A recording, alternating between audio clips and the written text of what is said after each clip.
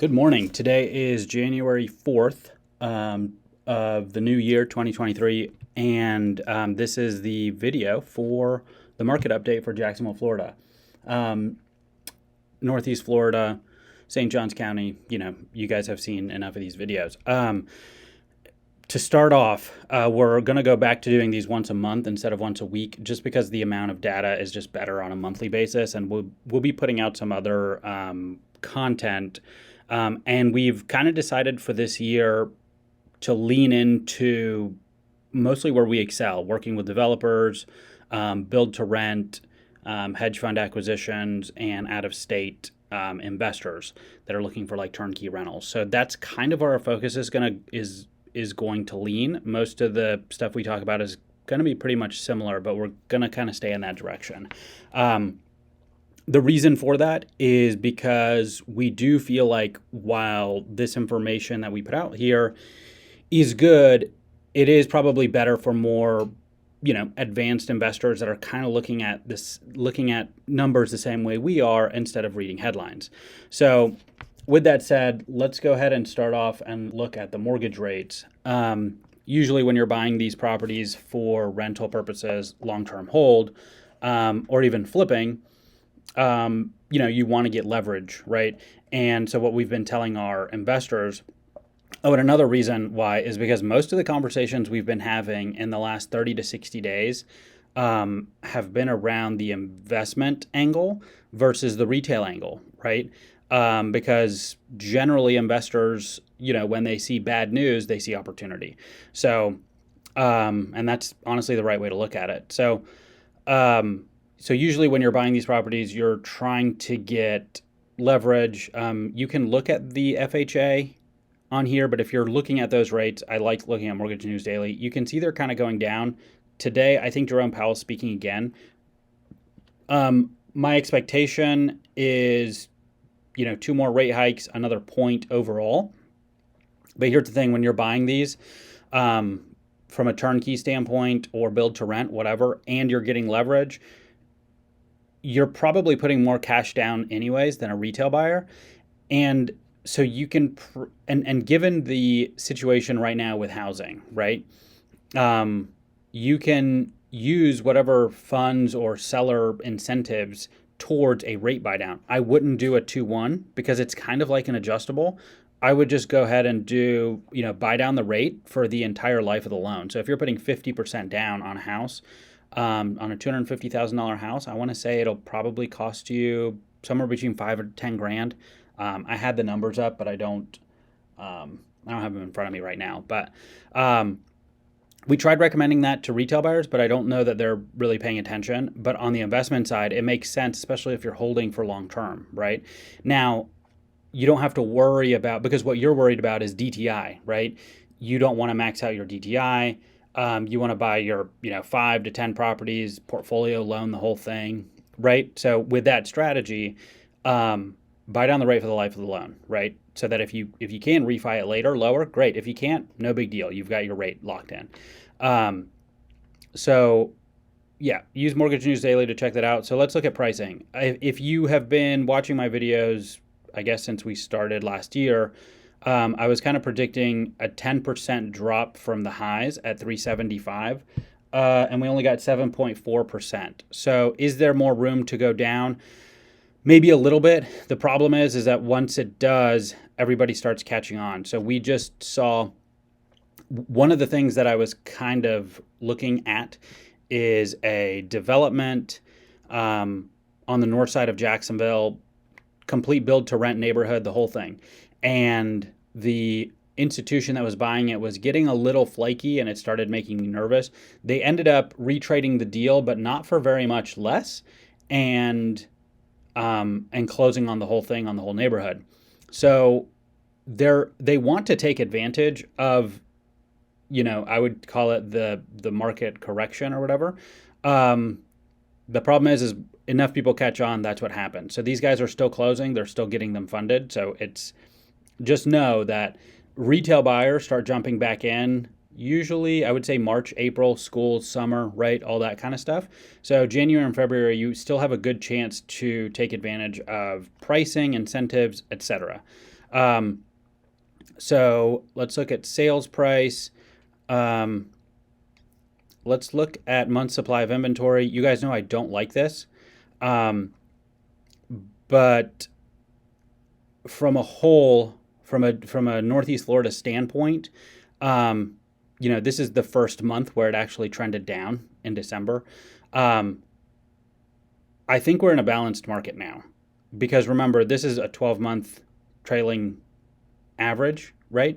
So we've only got 6 months essentially of boom and 6 months of correction. So we're kind of balanced out. So I would say the real number is going to be made for us in the next 2 to 3 months. And I think that number will be closer to 5 or 6, which puts us in a more balanced spot.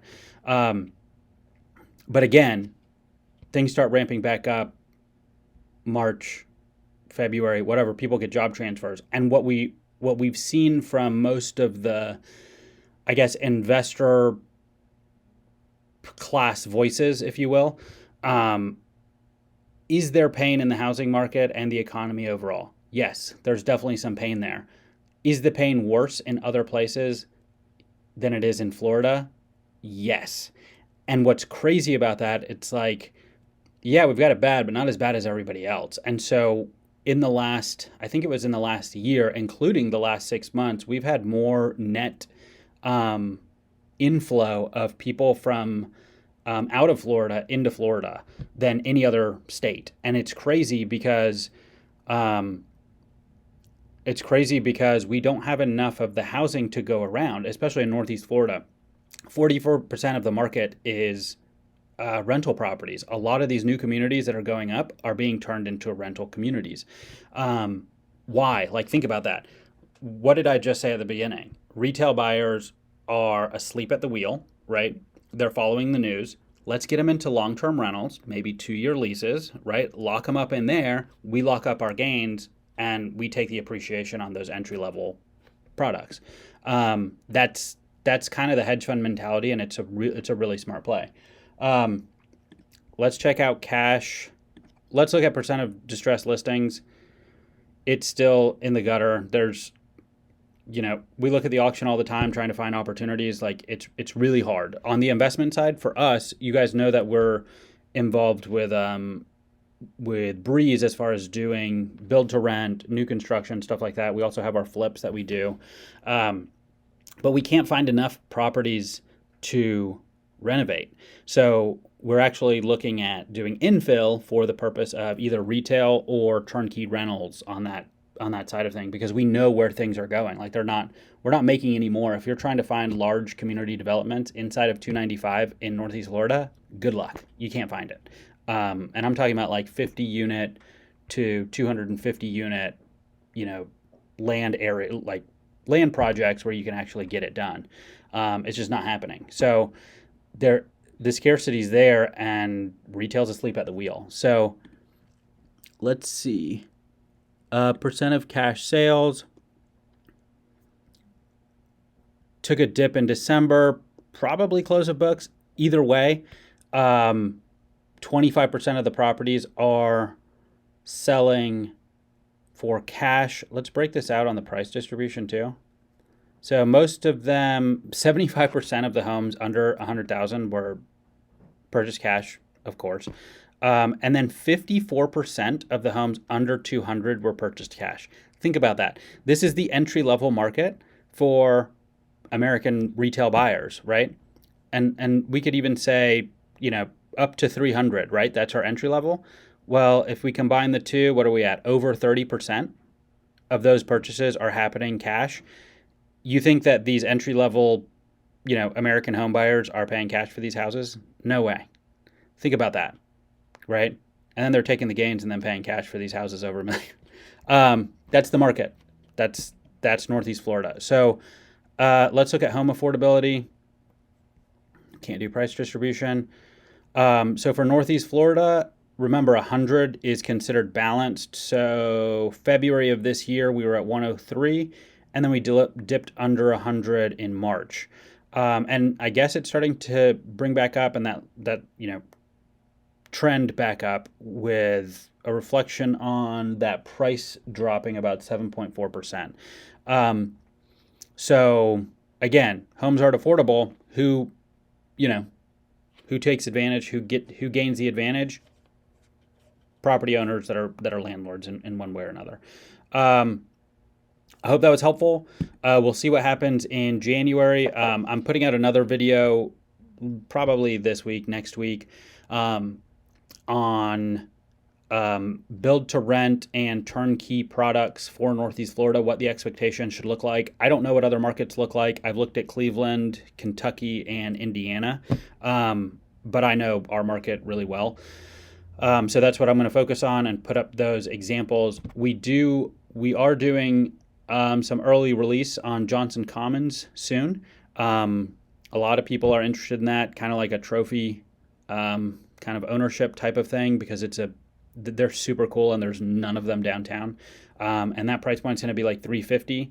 So for Jacksonville, I would say for downtown Jacksonville, between Riverside and Springfield, I would say that's pretty affordable. Springfield 3.2 is $350 to $400 right now for a good one, and in Riverside they're $400 to $500. So you're still under that number, and you get the benefits of downtown. So from an investment standpoint, it still looks good. Thanks for checking it out. We'll be putting out all of those other videos from an investment standpoint. And if you're a developer in our market, outside of our market, it doesn't matter. We can help you as far as implementing a strategy to, sell those to retail, or what it would look like to convert to kind of a build to rent finish package.